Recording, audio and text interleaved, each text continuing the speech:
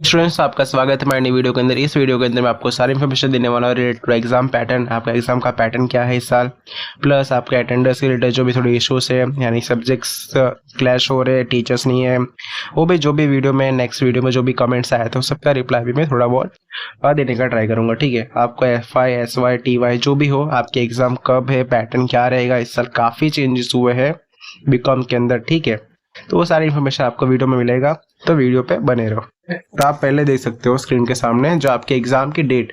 हाँ, पहले मैं आपको देता हूँ, आपका जो एग्जाम होगा ना इस साल आपको 2 फेसेस में देना रहेगा। यानी आप समझ लो कि इंटरनल एग्जाम जो आपका पहले एक ही बार में होता था, ठीक है, ये इस बार 2 आपको इंटरनल एग्जाम देने पड़ेंगे। ठीक है, 2 इंटरनल एग्जाम होगा, फेज 1।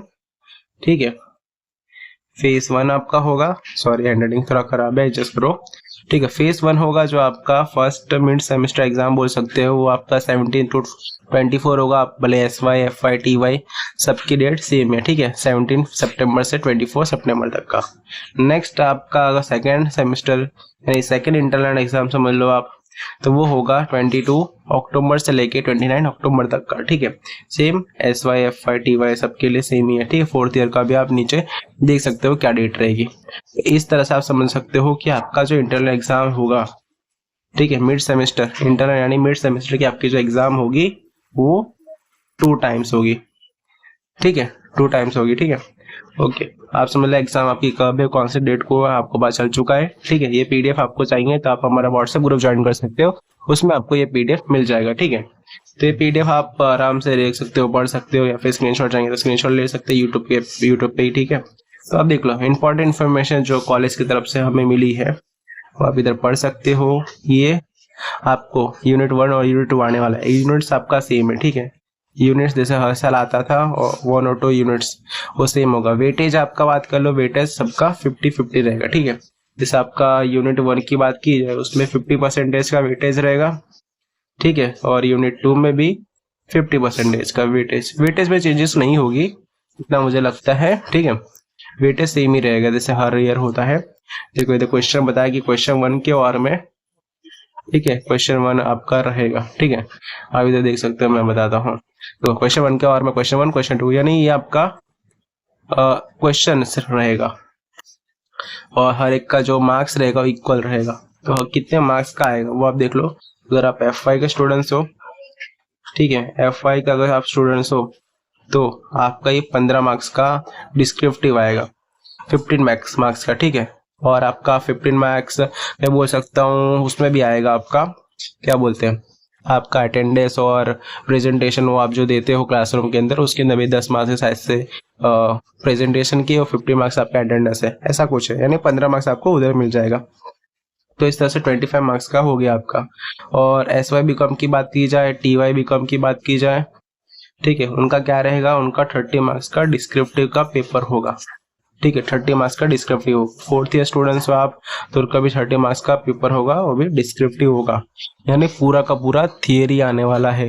ठीक है, ये आपका कब होगा, फर्स्ट मिड एग्जाम जो होती है ना, फर्स्ट जो मैंने आपको स्टार्टिंग में ऊपर वाला जो डेट दिखाया 17 वाला, देखो 17 सितंबर वाला, ये इसमें तो उसका पैटर्न ये रहेगा। अब जो ये सेकंड डेट है, ठीक है, ये जो सेकंड डेट है उसका पैटर्न कैसा रहेगा मैं बताता हूँ आपको।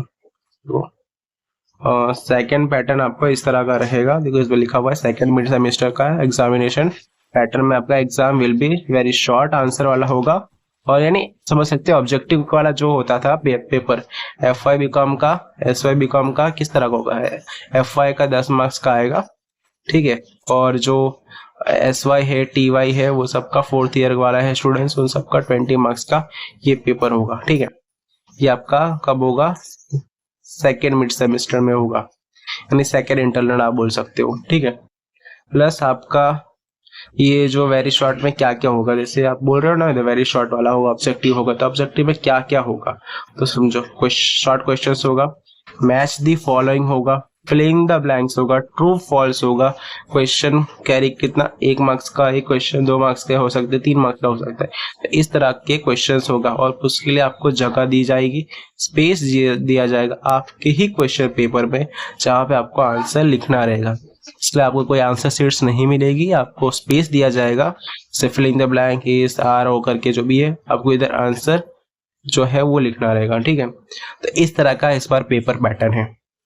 तो आप पेपर पैटर्न समझ गए होंगे, फर्स्ट का पेपर पैटर्न किस तरह से है। ठीक है, फर्स्ट पेपर पैटर्न किस तरह से है और सेकंड पेपर पैटर्न किस तरह से है, आपको फुल आइडिया आ गया होगा कि क्या पेपर पैटर्न है। ठीक है, फर्स्ट का और सेकंड का पेपर पैटर्न आप आराम से ये पढ़ सकते हो। ठीक है, और प्लस जो नीचे कुछ डेट्स दी गई, ये भी पीडीएफ मैंने ग्रुप में सेंड किया है, ये डेट्स भी।